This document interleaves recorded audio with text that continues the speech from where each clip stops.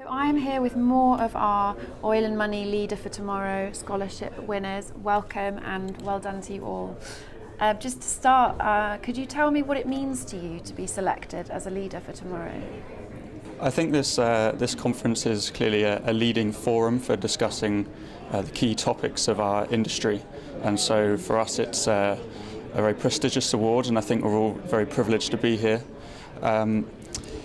The conference provides a fantastic opportunity for us, both for learning and for interacting with the current industry leaders, and hopefully it can provide us the platform to become those future industry leaders. Great, thank you. And what is it about the oil industry that has attracted you? For me, being from Pennsylvania, one of the biggest drivers was the shale boom in the U.S., and so that was something that really brought me into the industry firsthand, seeing it in my own backyard.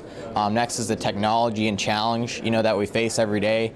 Deepwater drilling 25,000-foot wells and 10,000 foot of water is one of the most challenging feats, that we've accomplished. It's compared a lot to the space industry in a lot of ways, and also the diversity of locations and people that you get to work with from all over the world, and being able to get those interactions that, not just interacting with people in the States, but interacting with people from Africa and Europe and Asia is an experience that really only few industries that give you, and oil and gas is one of those.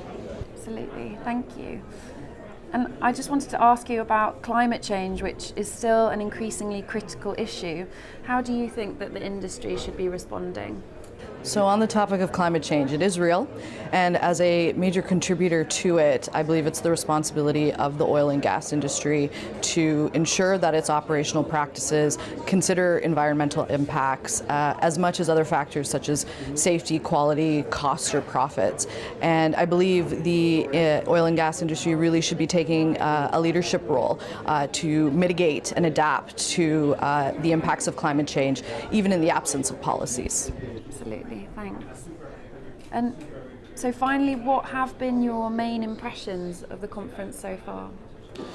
For me, one of the highlights was yesterday's discussion during the gas day on contracts for LNG and the need to move towards more flexible structures.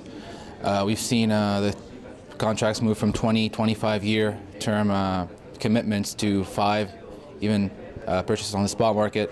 So that's something that was the first time for me to hear, and I think it's going to be very interesting moving forward. Great. Thank you all, and well done again.